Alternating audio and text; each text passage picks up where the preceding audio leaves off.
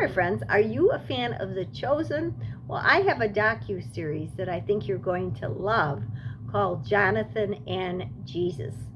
It's available now on Amazon Prime, and it has 4 episodes in the series. And I wanted to bring to you 5 takeaways from the series. I just watched it, and I'm going to be re-watching it because I just wanted to go back again and take a look at all of the different facets. But my first impression, and this is why I wanted to make this video right away, is that it's a great way to take a look at the impact that Jesus has made on the culture. And I love the fact that Jonathan Roumie, who plays Jesus in The Chosen, is the one that we're following on his travels to different cities. And this was shot over a period of time because you notice in some of the episodes, a lot of people are wearing masks. So some of it was probably in the thick of the pandemic. But my 5 takeaways from this: number 1, Jonathan Roumie's experience playing Jesus and how it impacted him professionally as an actor, and how it changed and deepened his relationship with him spiritually. So you really get that impact from watching this series of, he was just at the end of his rope, and he does discuss this in one of the episodes, that he was broke. He didn't know what he was going to eat. Practically, he just had a few dollars just to get him through to have one meal for that day.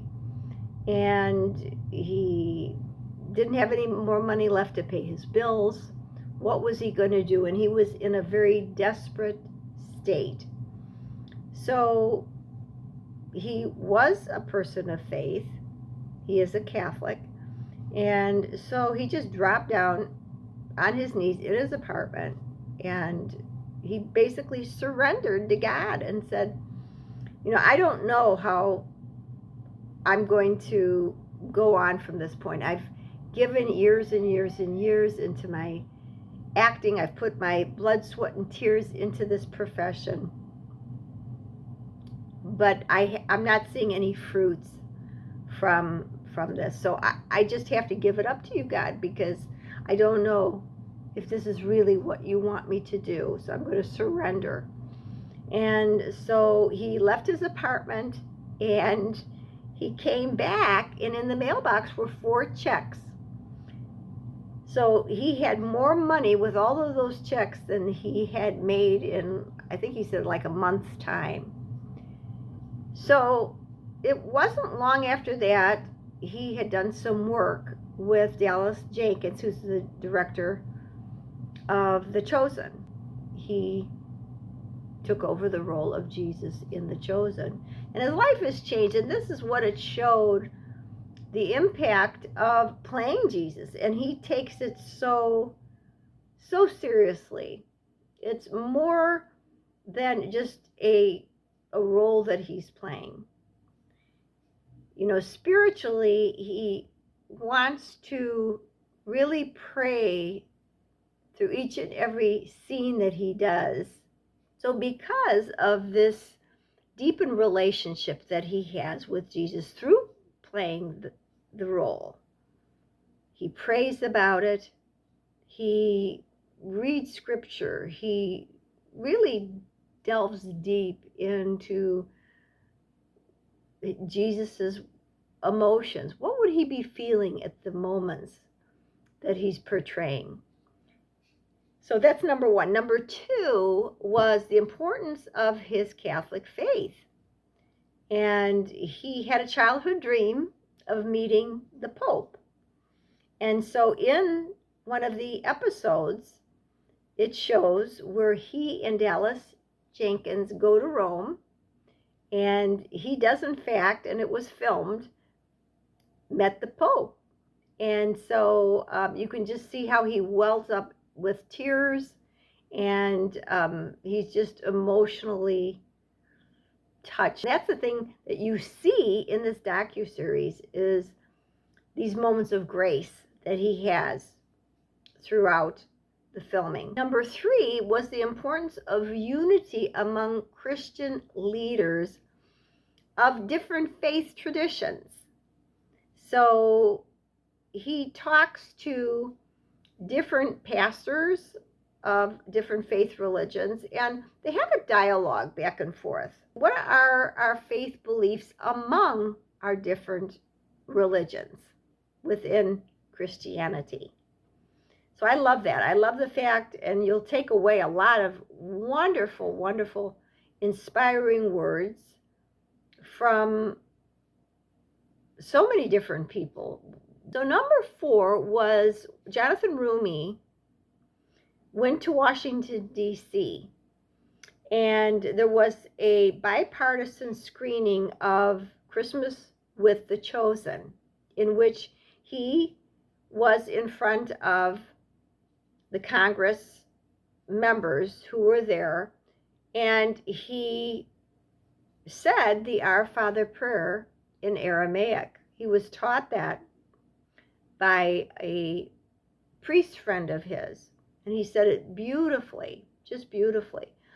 But what he really was wanting to do, and what he saw through that experience, was that amidst the divide that could be between parties, political parties, he was able to talk face to face with the politicians and look beyond the disagreements, and was able to see the hearts and the passions of the politicians. So that was quite encouraging.